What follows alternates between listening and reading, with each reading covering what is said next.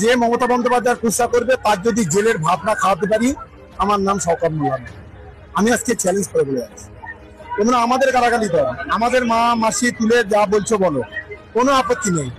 কিন্তু আমাদের মায়ের মতো দিদি মমতা বন্দ্যোপাধ্যায়, তাকে কোনো কুৎসা করলে, তাকে গালাগালি করলে কিন্তু আমরা ছেড়ে কথা বলবো না।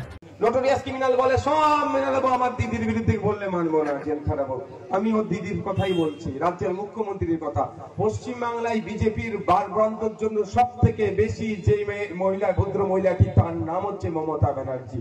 কিছু করার থাকলে আমাকে করে নিতে বলবেন। পশ্চিমবাংলায় বিজেপির চাষ কে করেছে? বিজেপির কোন নেতা বিজেপির চাষ পশ্চিমবাংলায় করেনি। মমতা ব্যানার্জি পশ্চিমবাংলায় বিজেপির চাষ করার সুযোগ দিয়েছে। তো তৃণমূলের পাইপলাইনটা যদি আমরা কেটে দিই, 2011 আগের মতো অবস্থা যদি হয়ে যায় তৃণমূলের, তাহলে পশ্চিমবাংলায় বিজেপি কি আছে বলে খুঁজে পাওয়া যাবে না। আমি একজন বিধায়ক হিসাবে এখানে উপস্থিত হয়েছি, এটা আমার জনসংযোগ। আমি এখানে যদি সভা করতাম, লোকে লোকারণ্য হয়ে যেত, কিন্তু আমি এই সভা করার পক্ষপাতী না। কেন?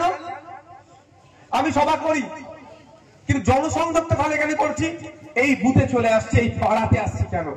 এই পাড়ায় একজন মাঠে কাজ করছে, পুকুরে মাছ ধরছে, মা আমার একজন কলকাতায় বাসন মাজছে, সে এসে তার বিধায়ককে তার সমস্যার কথা বলার সুযোগ পাবে।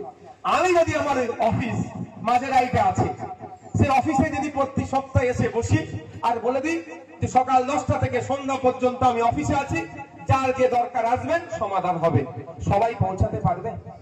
এক নম্বর কথা, পৌঁছাতে পারবে না।